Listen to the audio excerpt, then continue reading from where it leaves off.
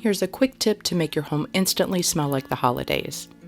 You'll need 3 clementine or 1 large orange peel, 2 cinnamon sticks, and 1 tablespoon of whole cloves. You want to use the whole cloves and not the ground cloves. In a saucepan, bring 2 to 3 cups of water to a boil. Add the cloves, then your cinnamon sticks, and finally your orange or clementine peels. Bring them to a boil for 5 minutes and then reduce the heat to low. When you see the water level getting low, just add more water.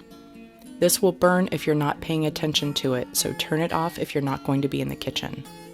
You can always put it back on for a few minutes after dinner to freshen the house. If you keep the cloves and cinnamon sticks on hand, you can have this wonderful smell available to you all season long or any time of year. Don't forget to like, comment, and share the love with your family and friends.